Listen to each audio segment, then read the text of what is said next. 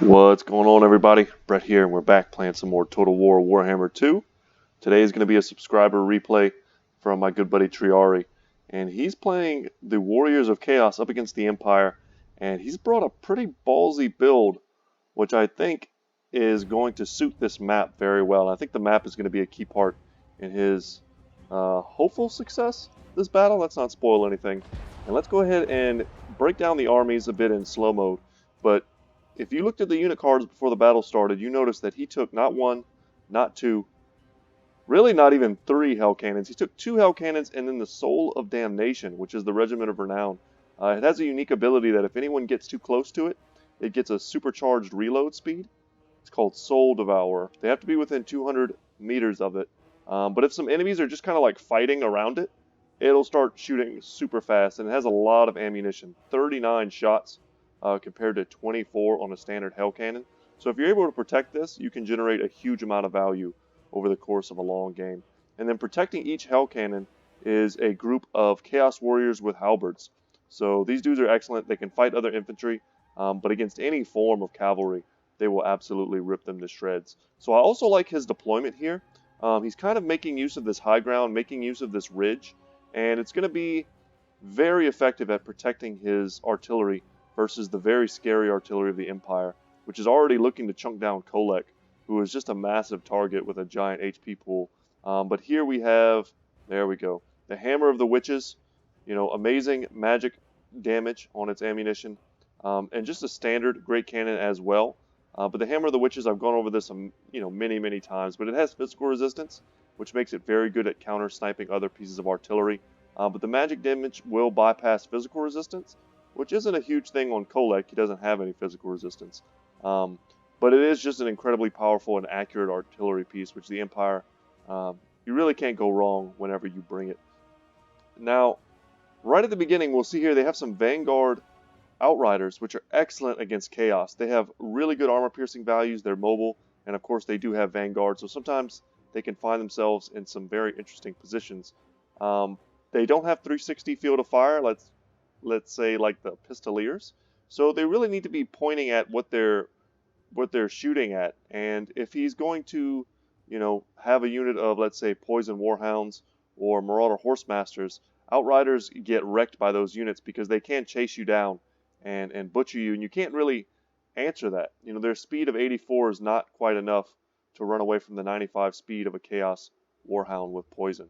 So at this point, Triarii is choosing to somewhat ignore them. He's letting his halberdiers get shot in the back. It doesn't matter. They're heavily armored. They have no missile resistance to speak of, so turning them around won't do anything. But eventually he's going to have to deal with them because over the course of, a minute or two, they're going to absolutely tear up these units. And that could be bad. So Triarii, of course, went with Kolek Suneater. He's taking a lot of damage. He's got the Chaos Sorcerer with the Lore of Death. And he has him stripped down to just Spirit Leech and Fate Abuna. Two direct damage spells, one very good against large groups of units, would be great against a unit like, let's say, Great Swords, or even the Empire Knights, which are kind of out here on the flanks. And then Spirit Leech, which is great versus single target entities, can be great versus artillery pieces as well, whenever you're using a lower model count. And this seems to be somewhere in like the middle. This would not be ultra unit sizes for sure. And then another kind of key part of this army is going to be the Marauder Horsemasters, which are a pretty costly investment. There are 3 tiers of Marauder Horsemen, and this would be the 3rd tier. So in addition to them just having really solid missile damage at 37, they also have really solid melee stats. So 26 melee attack, 26 melee defense, and charge bonus of 30, not too bad, and then a 26 weapon strength. But on the charge, they can do, pretty well for themselves. And the Empire just has a really good, kind of chaos killing build. Some swordsmen in the center, great swords in the back for that heavy punch, and then they have halberdiers on the flanks to try and intercept large monsters, no doubt. But you're not going to see a lot of Chaos Knights or Dragon Ogres on this field, so they're going to have a hard time finding a home here. And then 2 units of handgunners left in this kind of blocky formation. It increases their ability to turn and fire, but it does make them way more vulnerable to the Hellcanon fire. One solid blast in the center of this formation, as we're seeing, just kind of clipping the wings of this greatsword formation here, getting 2 kills. Some of these swordsmen are already decimated. These are the Sigmar Sons. They are unbreakable, so he doesn't have to worry about them routing, but their combat effectiveness goes down for sure with every kill you get. So let's go ahead and put it into fast motion. Balthazar Gelt has quite a few spells here, but no final transmutation. He's got Plague of Rust. I think that's going to be his primary means of dealing damage. He has the Staff of Volans for some huge Winds of Magic recharge rate. So I think his strategy here is to get his infantry engaged and, use Plague of Rust to really lower the armor of the Chaos Army, and then ultimately overwhelm them with some cheaper units like swordsmen and halberdiers. If you overcast that, a unit of Chaos Warriors with halberds, currently sitting at 100 armor, will drop to 40 armor. And at that point, even a cheap unit of swordsmen can trade very effectively with them.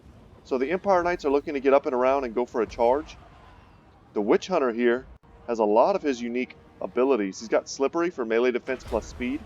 He also has an ability you don't get to see very often. Let's go ahead and pause it because he's also a unit. You don't get a chance to look at his model, but he's super cool looking. And if we can kind of hover over his abilities for a second, the Skull of Catan. So reduced power recharge rate.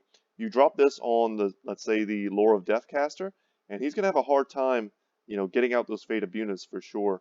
And then Accusation, which is great against Kolek. Causes damage, strong versus a single combatant. So he gets 3 uses of those at a 90-second cooldown. That's going to be a lot of value for him if he's able to do it. And we'll see how many kills a Witch Hunter is able to generate over the course of a long game. They've been buffed in somewhat recent times.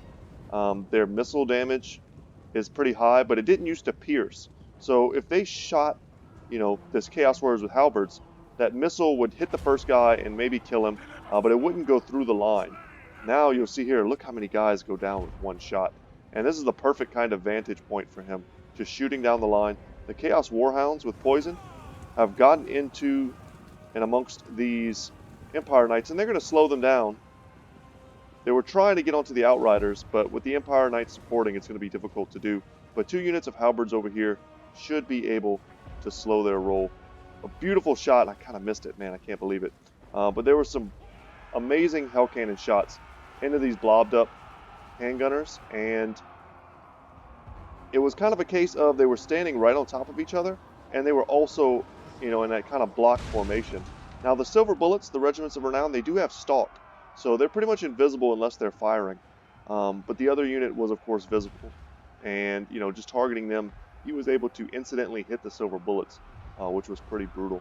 And the Chaos Lord of Death has run in here to blob up all of these infantry units, which was allowing the Hellcanons to get amazing shots into 3 groups of infantry. So unfortunately, the Empire player kind of falling for all of the worst things you can do when you're up against, triple Hellcanons. One of them has been taken out, focused down heavily by the Great Cannons, which is really what they're good at.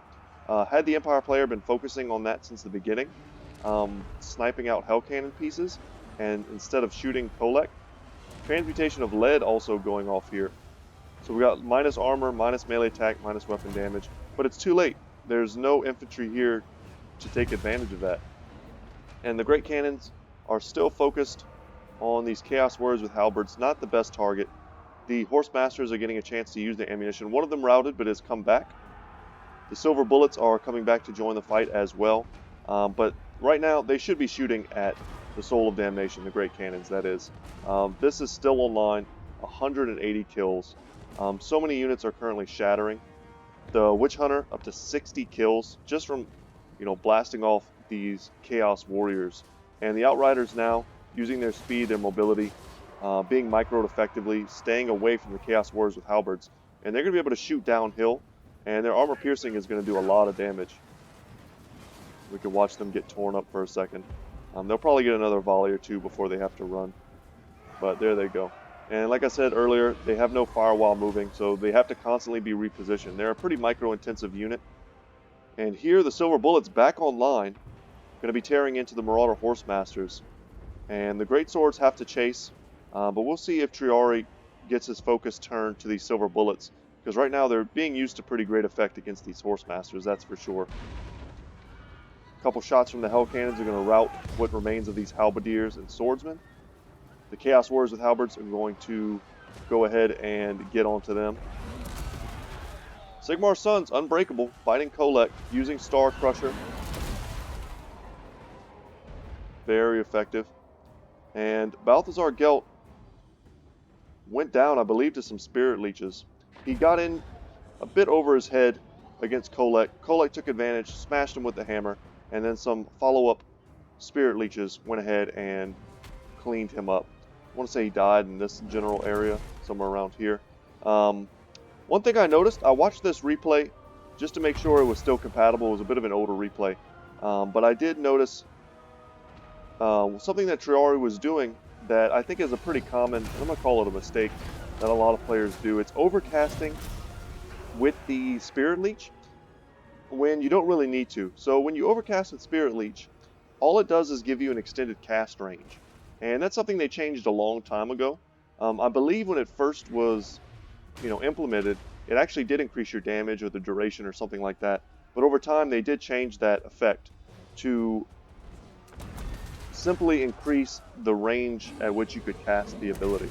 And they did that for a lot of the different spells. And the Great Cannons here are now firing it on Kolek. They may actually come pretty close to killing him.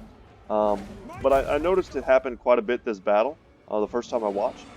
And he used the Overcast ability, which is dangerous because a lot of the damage on this Chaos Sorcerer was done from overcasting and miscasting spells. Balthazar Gelt also hurt himself with an Overcast Plague of Rust, if I remember correctly. And, using the Spirit Leech overcasted when you don't really need to is just dangerous. It expends extra winds of magic, and it has the potential to knock out your casters. And the same is true for a lot of abilities. Kolek, smartly here, he's running to the back of the map to make sure he doesn't get sniped out by the Great Cannons. Sigmar's Sons fighting to the man, as they do. So the Empire player, being pretty smart, he's going to be grouping up what's left of his infantry and huddling them around his cannons, which still have a lot of ammunition, surprisingly. And there's really not much to contest them if they were able to hold firm. If Gelt, for instance, hadn't died in the backfield, getting wrecked by Kolek, he could be standing here right now. There's almost no ammunition left on these Hellcanons. So there's 2 shots here, and then 5 shots left on the Soul of Damnation. That's going to be enough to deal serious damage if they're accurate. But all of these units kind of blobbing up one on top of the other is going to make for some incredibly effective Hellcannon shots. So just a few left on the Soul of Damnation, and that's it. Kolek is so low. The caster is super low. If the Empire player had just been a bit more conservative with Gelt, and perhaps even his Witch Hunter, there was a moment there where his Witch Hunter got great value. He saw an opportunity perhaps to try and shut down the Soul of Damnation, but that's not what the Witch Hunter is great at. He can't really walk into, an artillery piece and shut it down. He wants to be standing at a distance, shooting and using his accusation. So when he got too close to Kolek, even a very injured Kolek has no problems beating down a Witch Hunter. Had he then pulled him out after realizing that he got his value, and then bringing him back to the cannons, he would have had a nice little bastion here that Triarii would have had to move forward and advance upon. It would have been very dangerous with just enough infantry left to kind of hold the front line while Gelt, provided that leadership bonus, and then really protecting the cannons and protecting the Witch Hunter. I can't imagine Triarii would have been too eager to bring Kolek in at 700 HP. A single accusation with 1 or 2 shots from the Witch Hunter would have been enough to rout him off. Kind of the same thing with the Chaos Sorcerer.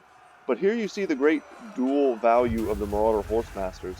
At the end of a game, when they've used their ammunition, when there's not much left on the battlefield, they can come in as a kind of a light cavalry and shut down units like this. So here we see the upgraded Spirit Leech. Once again, not really necessary. The Chaos Sorcerer was right there. And anytime you see kind of a blue mist go off of a caster, like explosion, that means they had a miscast. And they do a pretty decent amount of damage to themselves. And if you watch enough competitive play, you've probably seen a caster kill themselves with a miscast. I know I've seen it a few times, and I've certainly done it in campaign mode several times. But here they go, and they're going to be tying down what's left of the cannons. Here comes the Lord of the Storm from Kolek. You see him holding his hammer out in front of him as he drops the lightning. And that should be it. There's not much left. Some spearmen here that were held in reserve to protect the cannons. which was not a bad call because at the end of the day, he could have come around, Triarii could have come around with those Horse Masters and shut down the cannons much earlier had they not been there to protect. So let's take a look at the kills. Yeah, 284. The Soul of Damnation is an incredibly risky pick. It's extremely expensive, and it's ultimately an extremely vulnerable target against the Empire. Um, Hard to tell exactly what the range was on the Great Cannons and whether or not they would have had to move up quite a bit to attack the Soul of Damnation, but I don't think so. I think if they had just, shimmied forward a little bit, they could have taken the Soul of Damnation out before it was able to get 20 kills. If you have these types of artillery, these very direct fire, cannon style artillery, you're going to be great at taking out these single target Hellcanons. And against the Empire, it was an incredibly risky build, but ultimately a very fun one. Just take enough infantry to protect. Use Kolek as a giant terror bomb that ultimately sponged a ton of damage. And then the Marauder Horsemasters, the Chaos Warhounds with poison, were the mobile tools with a nice, spellcaster to deal that direct damage. Balthazar Gelt getting 1 kill. His spell kit was not the most effective against this type of army. Really, the Empire player, despite a few minor misplays, really only fell victim to this build based on the fact that he was anticipating a standard heavy infantry focused chaos build.